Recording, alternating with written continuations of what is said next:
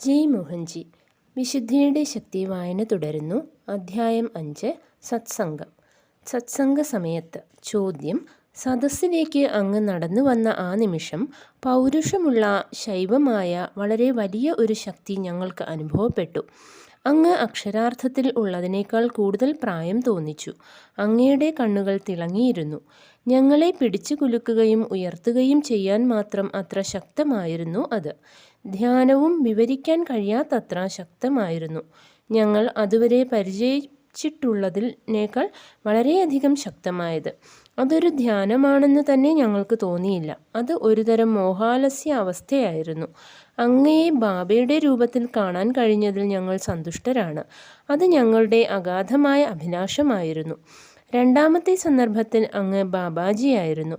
വളരെ പേർ അങ്ങയെ ശരിക്കും ബാബാജിയായി കണ്ടു. ഇത് ഞങ്ങളെ കുഴക്കുന്നു. ഇതെങ്ങനെയാണ് സാധ്യമാകുന്നത് എന്ന് വിശദീകരിക്കാമോ? ഉത്തരം: ഞാൻ ഒരു ഒഴിഞ്ഞ പാത്രമാണ്. ഞാൻ എൻ്റെ ഉള്ളിൽ ഉള്ളതിനെ നിസ്വാർത്ഥമായി പ്രതിബിംബിപ്പിക്കുന്നു. സന്ദർഭം അനുസരിച്ച് ഉള്ളിൽ ഉള്ളതിന് മാറ്റം വരുന്നു. ആദ്യത്തേത് ഒരു പൗർണമി ദിവസമായിരുന്നു. ചന്ദ്രൻ വ്യത്യാസം ഉണ്ടാക്കിയിട്ടുമുണ്ടാവണം. അതിനു പുറമേ ചന്ദ്രഗ്രഹണവും അതിനെ സംബന്ധിച്ച അന്തരീക്ഷത്തിലെ മാറ്റങ്ങളും. ഉന്നതങ്ങളിൽ ഉള്ളതിനെ അറിയാൻ കഴിയുന്ന ഒരു മണ്ഡലം അഥവാ വേദിയാണ് ധ്യാനം. ധ്യാനം എന്ന വാക്കിൽ ഒട്ടി നിന്നു പോകരുത്. ഇവിടെ നിങ്ങൾ ചെയ്യുന്നതിലധികം ഞാൻ നിങ്ങളിൽ പ്രവർത്തിച്ചു കൊണ്ടിരിക്കുകയാണ്. ശക്തിപാതമാണ് ഏറ്റവും പ്രധാനം. ഞാൻ നേരെ ഒമാനിൽ നിന്ന് ഒരു 5 മണിക്കൂർ യാത്രയ്ക്ക് ശേഷം വരികയായിരുന്നു. എനിക്ക് വസ്ത്രങ്ങൾ മാറാനോ ഒന്ന് മുഖം കഴുകാനോ സമയം കിട്ടിയില്ല. ഒരുപക്ഷെ അതുകൊണ്ടായിരിക്കും എനിക്ക് പ്രായക്കൂടുതൽ തോന്നിച്ചത്. എന്തായാലും നിങ്ങളുടെ സംവേദനക്ഷമത വളരെ ഉയർന്നതാണ്. സൂക്ഷ്മമായ ചലനങ്ങളെയും മാറ്റങ്ങളെയും നിങ്ങൾ മനസ്സിലാക്കിയല്ലോ. ഞാനൊരു ഒഴിഞ്ഞ പാത്രമാണ്. ഏത് മഹാഗുരുവിനും അതത് സന്ദർഭത്തിലെ ആവശ്യമനുസരിച്ച് അത് നിറയ്ക്കാവുന്നതാണ്. ശക്തി തീർച്ചയായും ഉന്നതനായ ഗുരുവിൻ്റെ സാന്നിധ്യം മൂലം ഉണ്ടായതാണ്. ഈ ശുദ്ധീകരണം നിങ്ങളുടെ ഏത് ആത്മീയ അനുഷ്ഠാനങ്ങളെക്കാളും വളരെ കൂടുതൽ ശക്തമാണ്.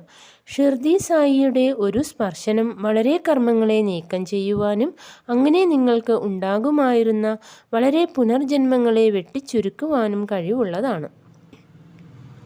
വേണ്ടത്ര സംവേദനശക്തി ഉണ്ടെങ്കിൽ എൻ്റെ ദേഹത്തിലെ മാറ്റങ്ങളും നിങ്ങൾക്ക് കാണുവാൻ കഴിയും.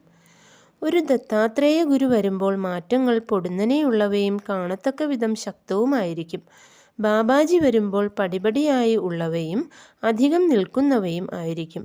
എൻ്റെ ഭൗതിക രൂപം ഏകദേശം വെളുപ്പിന് 4 മണിവരെ മാറ്റം വന്ന അവസ്ഥയിലായിരുന്നു.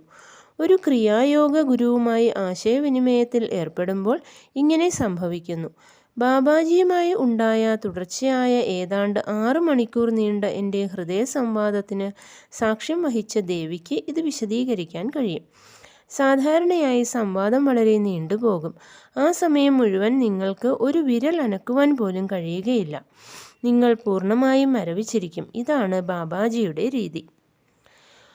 ഒരു കരിഞ്ചുവപ്പ് വെളിച്ചം പരക്കുന്നത് എസ് കണ്ടു. അതിനു മുമ്പ് തന്നെ എൻ്റെ വികാസവും മാറ്റവും ശ്രദ്ധിച്ചു. ദേവിക്ക് ധ്യാനത്തിന് എത്തിച്ചേരുവാൻ കഴിഞ്ഞില്ല. എന്നിട്ടും ഞാൻ വികസിക്കുകയും ഉയർന്ന ബോധത്തിലേക്ക് മാറുകയും ചെയ്തുകൊണ്ടിരുന്നപ്പോൾ അസ്വാസ്ഥ്യം അനുഭവപ്പെട്ടു. ഇത് സ്വാഭാവികമാണ്. ശാരീരികമായ സാമീപ്യം അപ്രധാനമാണ്. ബോധതല സമ്പർക്കത്തിലിരിക്കുമ്പോൾ നിങ്ങൾ എവിടെയായിരുന്നാലും ചലനങ്ങൾ നിങ്ങളിലേക്ക് എത്തുന്നു. ശാരീരിക സാമീപ്യം ഒരു മാനസിക ആവശ്യം മാത്രമാണ്. ഏതായാലും ആത്മീയത ഇന്ദ്രിയങ്ങൾക്കും മനസ്സിനും അതീതമാണ്. കരിഞ്ചുവപ്പ് വെളിച്ചം മുറിയിൽ പരക്കുന്നത് കണ്ട സമയത്ത് ബാബാജി അവിടെ ഉണ്ടായിരുന്നു. എൻ്റെ ദേഹത്തിൽ മാറ്റം വന്നു കഴിഞ്ഞിരുന്നു. നിങ്ങളിൽ ചിലർ എന്നിൽ മാറ്റം സംഭവിക്കുന്നതും എൻ്റെ ആശയവിനിമയത്തിലും വാക്കുകളിലും സംസാര രീതിയിലും മാറ്റങ്ങൾ വന്നതും മനസ്സിലാക്കുക പോലും ചെയ്തതിൽ ഞാൻ സന്തോഷിക്കുന്നു. ബാബാജിയുടെ പ്രകൃതം മൗനമാണ്. അസ്തിത്വത്തിൻ്റെ പ്രകൃതം നിശബ്ദതയാണ്. അതുകൊണ്ട് അദ്ദേഹത്തിൻ്റെ പ്രകൃതം നമ്മളിലേക്ക് പകർന്നപ്പോൾ ആർക്കും സംസാരിക്കാൻ കഴിയാതായി. ഞാൻ പറയാതെ തന്നെ എല്ലാവരും നിശബ്ദരായി. വാക്കുകൾ കുറവായിരുന്നു. ഇത്തവണ ധ്യാനത്തിൻ്റെ ദൈർഘ്യവും കുറവായിരുന്നു. എങ്കിലും അത് വളരെ ശക്തമായിരുന്നു. തീവ്രമായ ശുദ്ധീകരണമായിരുന്നു അത്. വാസ്തവത്തിൽ ഞാൻ ഇരുന്നിരുന്ന സ്ഥലത്ത് ബാബാജി ഇരിക്കുന്നത് നിങ്ങൾ ചിലർ കണ്ടു. ചിലർക്ക് കരച്ചിൽ വന്നു. ചിലർ പിടിച്ചു കുലുക്കപ്പെട്ടു. ഇവയെല്ലാം ആത്മീയമായി നിങ്ങൾ എവിടെ നിൽക്കുന്നു എന്നതിൻ്റെ സൂചനകളാണ്.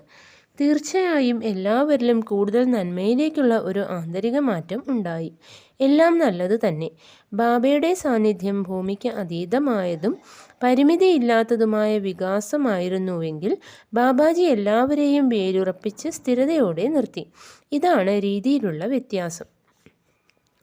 എന്തുകൊണ്ടാണ് ഞാൻ വ്യത്യസ്തരായ ഗുരുക്കന്മാരെ അവതരിപ്പിക്കുന്നത് എന്ന നിങ്ങളുടെ ആശയക്കുഴപ്പത്തെക്കുറിച്ച് അതിൻ്റെ ഉത്തരം ഒന്നാമതായി ഞാൻ അവതരിപ്പിക്കുകയല്ല, അവർ സംഭവിക്കുകയാണ് ചെയ്യുന്നത് എന്നാണ്. ഞാനൊരു ഒഴിഞ്ഞ പാത്രമാണ്. മോഹൻ എന്ന ഒന്നില്ല. അത് ഞാൻ എന്ന ബോധമാണ്. ഞാൻ എന്ന ബോധം ഇല്ലാതായാൽ ഏത് ഗുരുവിന് വേണമെങ്കിലും പ്രവർത്തിക്കാനുള്ള ഇടമുണ്ട്.